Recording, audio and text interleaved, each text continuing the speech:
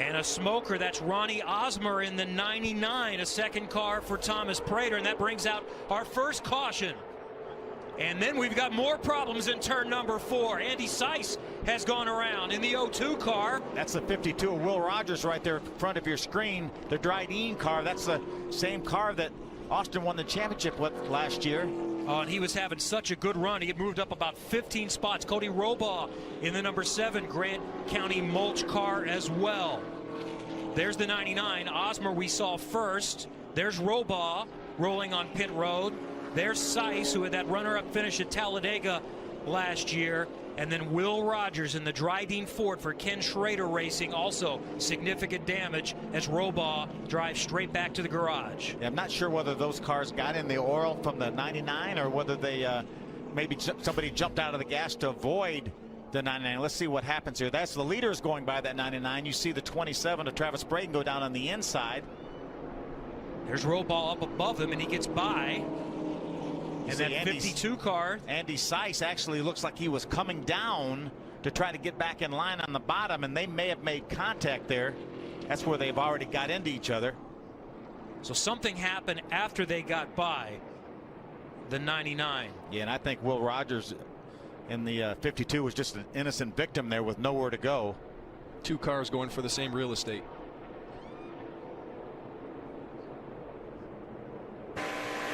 Let's see if we can see anything on board with Gus Dean. Watch Andy Seiss in the 02 as they get by this 99 car. There you go. There's the first contact.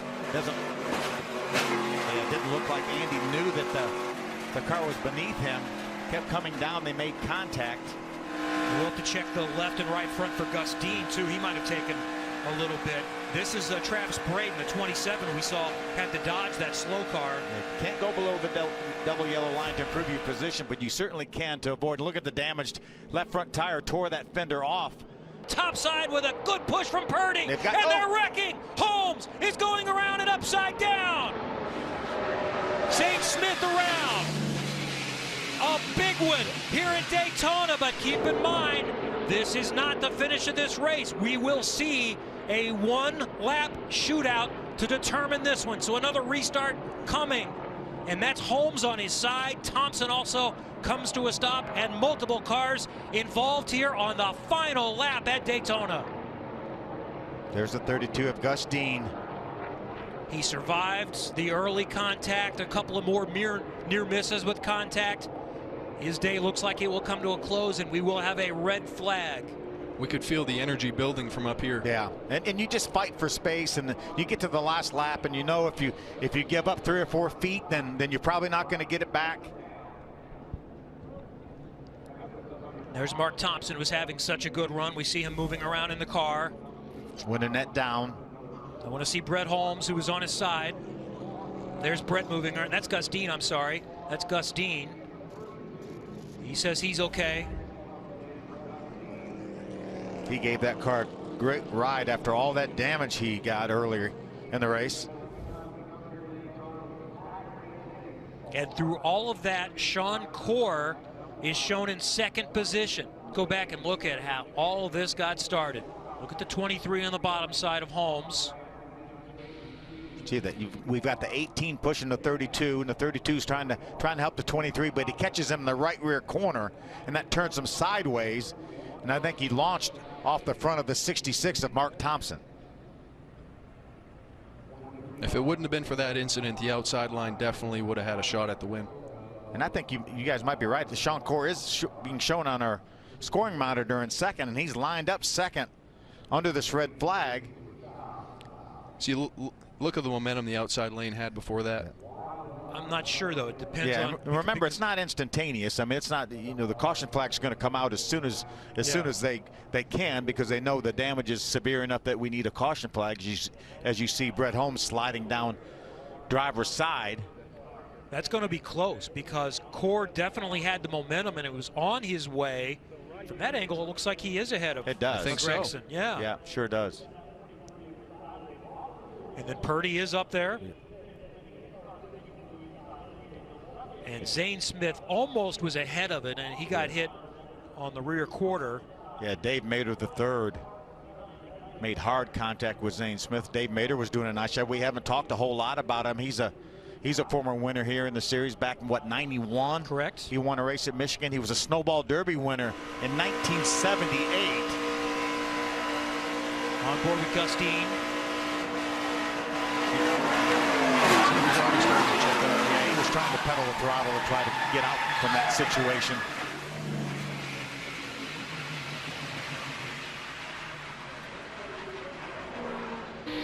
Riley Herbst just had a few close calls tonight. Both those cars in front of him involved in the incident. Let's see how Riley gets through here. Looks like he takes a wild ride through the grass. He dodged 2 of them. Didn't spend too much time on the grass, though. Did a great job. This is going to be a great view right here. Look at everybody going down to the grass. That's Thomas Prater, that yellow and black car that went through the grass a little bit, and then we saw Riley Herbst go through the grass. Prater came out of that scored in the 6th position. Yeah, you see Riley Herbst is pushing the 32. Really, Gustine, we heard him trying to get out of the throttle, but he's being pushed from behind. Just made contact with the wrong spot on that 32. And look how far underneath the 32, the 23 that Gustine goes. Michael Self going through there. There's Tom Hessert, the 55, going through there. There's the contact from Dave Mader. Big impact. He was fastest in practice here on Thursday. Yeah. He was really enjoying his weekend. I'm not sure there was a happier person in the garage area than Dave Mader.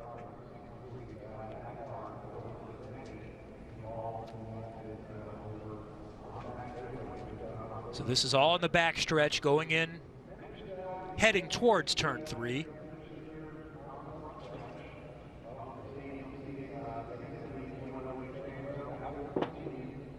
Look at the visual of those sparks. Yeah, it's amazing pictures.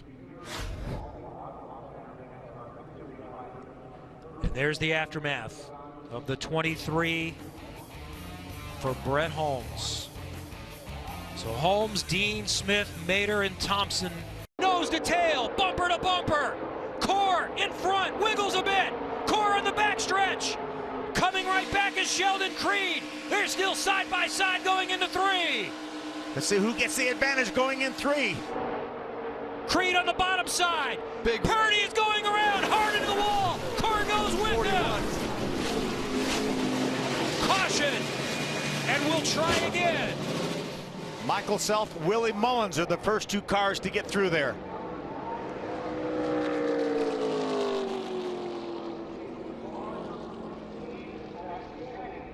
Riley Herbst also involved. A lot of cars involved in that incident.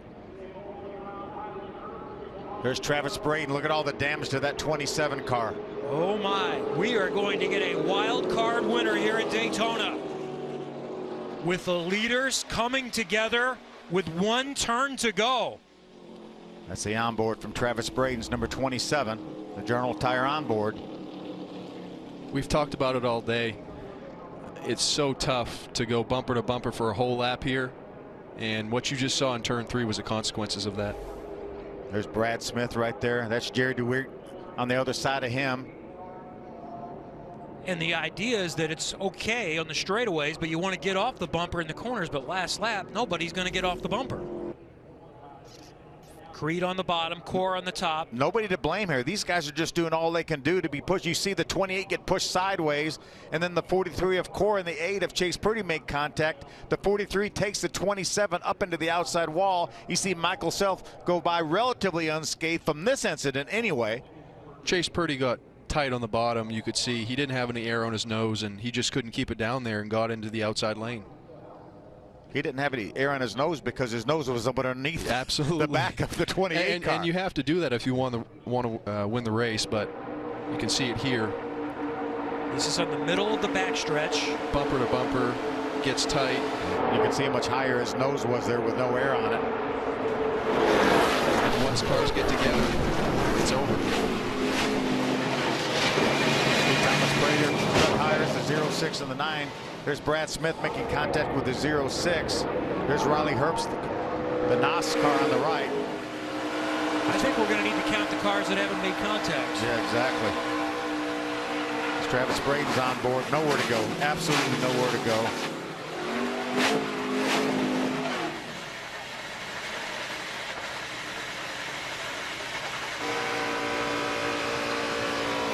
On board with Natalie Decker. She gets a good job. I'm sure Eddie DeHaan, her spotter's talking her through this. She gets through on the bottom now. Looks like the track's blocked in front of her. Brad Smith's going to go down there, pass her, and hit somebody. She still did a good job getting through. What there. an amazing job she did getting through that. Looks like maybe at the very instant she might have got hit from behind. So this is Riley Herbst on board with his. He's had one of many that's had an eventful night. Just about everyone has. I think he was going to be okay till Brad Smith ran into the 0-6. This might give us a better look at Sheldon Creed, who almost got out of that. Tried to hang on to the spin and then we presume just went through the grass. Yeah, spins down through the grass. If he kept that car going, though, and kept it rolling and is going to restart in the 4th position, then he still has a shot at this. This might give us a better look at Sheldon Creed in the 28 United Rentals car. And gets it turned back around and keeps it straight, just barely on the grass. Does not even spin. He may even get to line up in front of Noah Gragson. Right now, our scoring monitor shows Noah Gragson. Depends if ARCA deems that he was maintaining speed and when the caution flag came out. Look at the damage. The 0-6 into the windshield of Riley Herbst. As a former car owner, how much are you thinking when you see these? How expensive this is? Dollar signs. Oh. Just dollar signs. I mean, after the fact, you think about trying to get that trophy first. Yeah. And then second, you're making sure that the driver is safe. Exactly. But after that, it's, oh, this is gonna cost us a lot. 4 in the mix right now. Creed trying to hold off Perkins. Oh, trouble! Now they'll crash hard. The big one at Talladega is on the final lap. Will we stay green or go white? It's green for the moment. Creed, Perkins, and we do go to caution.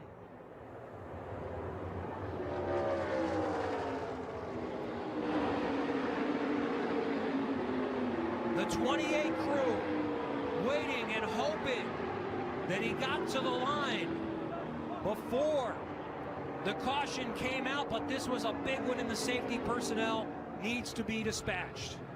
Good to see the window net down on Chase Purdy's car. Look at all the damage to that 8 car as you see him climb out. That's Bo LeMastus, the 54, nosed into the side of the 8 of Chase Purdy. Hard hits there. Now here's the heavier hit that brought out the caution. Look at that 3. There's that 3 wide racing with no room at all. So Robaugh took pretty big damage there too. LeMastus is in the 54 Crosley for David Gilliland Racing, and then the Bama Buggies number 8 for Chase Purdy. Let's see who else might have been impacted. Gus Dean right in the middle, maybe took a little bit of contact. It's like Josh Williams got by. He was on the very bottom of the racetrack.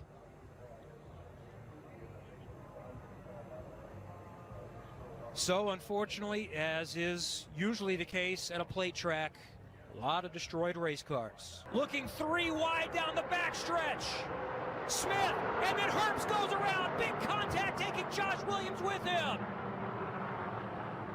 Caution. Overtime number 2 is coming. Look at the damage on Sean Corr's car. That's 2 races in a row to get to the last lap with that 46 car and ended up wadded up. Zane Smith is the leader, and at the moment the number 77 Joe Graff Jr., the 19-year-old from New Jersey, is second. Creed is third. What a start for Zane Smith. Michael Self is still there in the mix, so that helped his cause because, as you said, top line with a car running out of fuel, the top line didn't have any hope. He got down best he can, and they get one more chance at it for row number 2. Herbst had heavy contact. Let's watch again. See, Herbst moves to the inside of Sheldon Creed. Here comes Joe Graff. Looks like there was contact between the 28 of Creed and the 18 of Herbst, and it turned Herbst right into the path of Sean Corr in the 46. So Creed didn't get going very well. There goes Riley Herbst down the inside. Creed pulls over to try to block.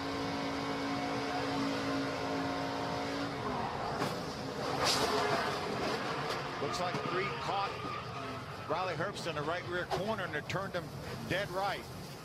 So Creed looked like he didn't have anyone directly pushing him as Herbst tried to go to the bottom side and Core was on his high side. And just caught his right rear. So the frustration continues for Riley Herbst. At this point, obviously knew he had a problem, and then he tried to come down and get out of the way, and Dipple got. Yeah, and Vince, I'm not sure he tried to come down, or maybe whatever was going wrong forced him to, for that car to turn left like it did, and then makes hard contact with the 22 of Dipple. Boy, and that's a hard hit into the wall. And Dipple as well, too. So big hit for Awuji, and the good news is climbed out of the car under his own power. Board. And here's Brennan pull up to second, and a big crash back behind. Leilani Munter is one of them in the Vegan Strong number 20. Mrkovic in the 11 is involved. See Leilani trying to refire her car, the veganstrong.com Toyota for Venturinis. She's going to undo the window net. I don't think she can get it started. Looked like quite a bit of damage to that car. Yeah, you can see the damage to the front end there. And there's still one other we have not ID'd between the 11 and the 20. So 4 cars at least are involved. Is that the Ed Pompa and the 10? It is the 10 yeah, car I see the right double there. H Ranch. That's Ed Pompa's car. So you can see Ed moving around inside the car, inside the cockpit of that car.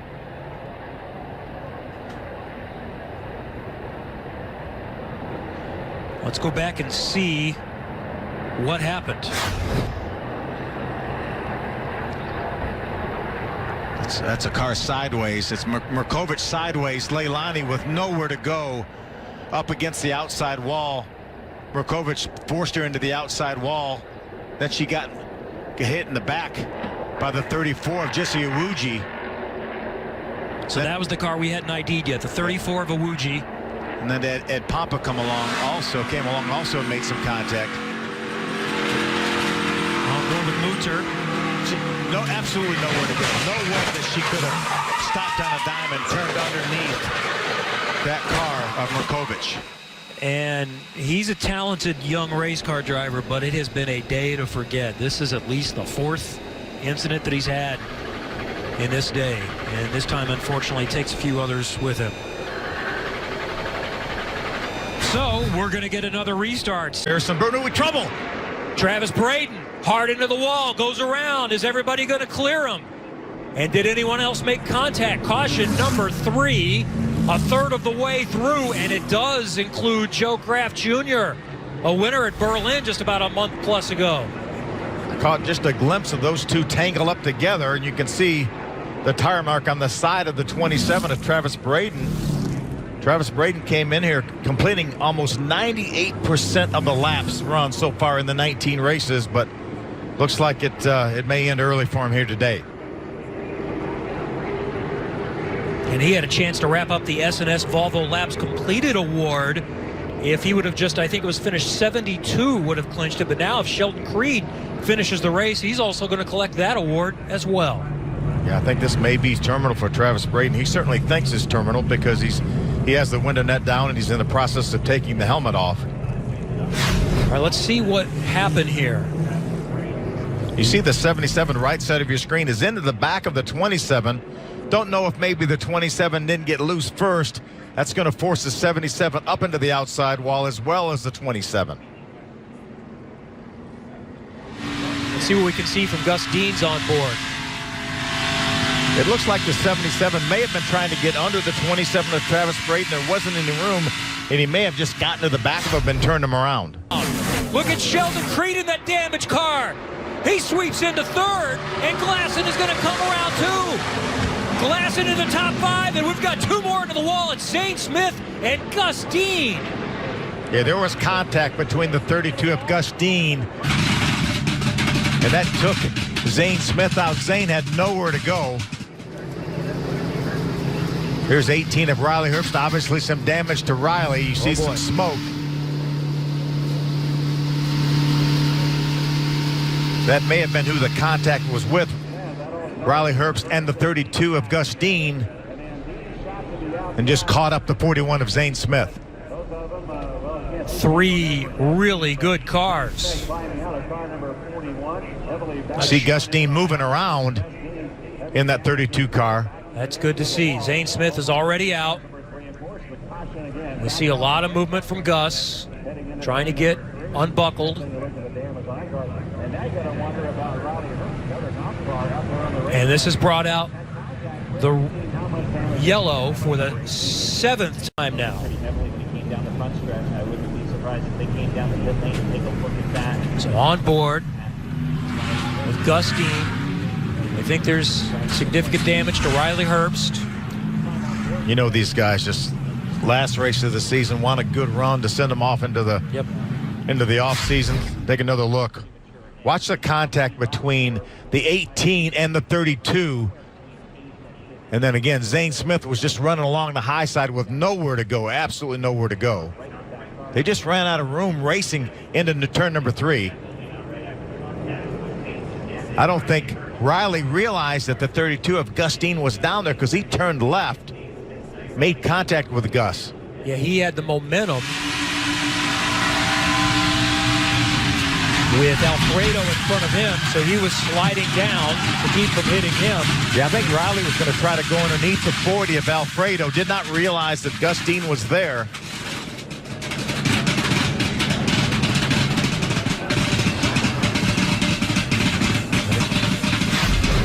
It has been an expensive night. A little limp for Gus, so we hope he's okay as he hobbles down the banking.